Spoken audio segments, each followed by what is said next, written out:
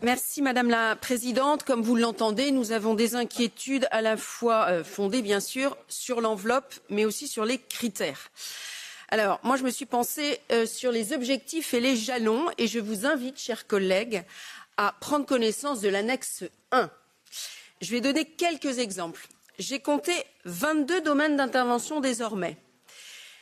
Et on nous a parlé des indicateurs de réalisation, des indicateurs de résultats. Je prends 4 exemples. Avis scientifique, collecte de données, connaissance du marché. Très important pour nous, on ne cesse de le dire ici qu'on a besoin des avis scientifiques. Alors, les indicateurs de résultats, c'est nombre d'appels de données lancés, nombre de réserves halieutiques pour lesquelles les avis sont présentés, nombre de points à l'ordre du jour des réunions plénières du CESTEP, nombre de subventions allouées à l'amélioration des avis scientifiques sur une base semestrielle, nombre de visiteurs uniques par mois sur EMOFA. Premier exemple. Deuxième exemple. Soutien à l'adaptation, à la résilience au changement climatique dans les secteurs de la pêche, de l'aquaculture, de l'économie bleue. On partage, bien évidemment. Alors, c'est quoi les indicateurs de résultats?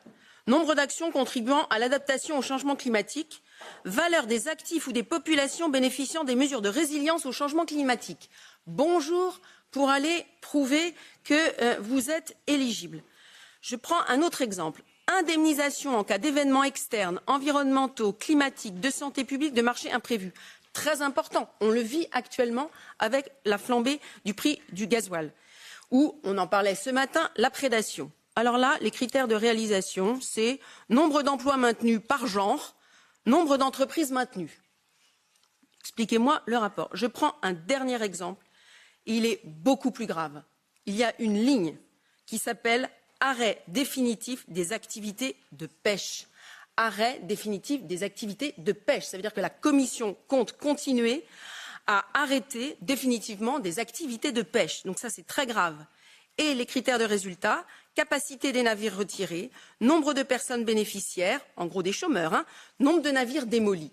C'est très grave. Je vous invite à lire cette annexe 1 et je vous rejoins complètement, alors que nous ne sommes pas particulièrement de la même sensibilité politique. Si on continue ainsi, en effet, il y aura bientôt plus de pêcheurs en Europe. Donc stop, mais vraiment stop. Et moi, je suis tout à fait favorable à ce qu'on rejette totalement cette proposition. Et maintenant, tant qu'il est encore temps, si on ouvre les dossiers, effectivement, on va commencer à discuter. On ne peut pas, c'est juste inacceptable. Il suffit juste de regarder les indicateurs de résultats et de se mettre un seul instant, une seule minute à la place des porteurs de projets qui aujourd'hui présentent des dossiers au fait en pas. C'est juste pas possible. Donc franchement, écoutez-nous, entendez-nous. Je n'ai pas le sentiment que ce soit le cas, mais effectivement, on va vers de grosses difficultés au niveau de nos pêcheurs européens et probablement des votes aux prochaines élections.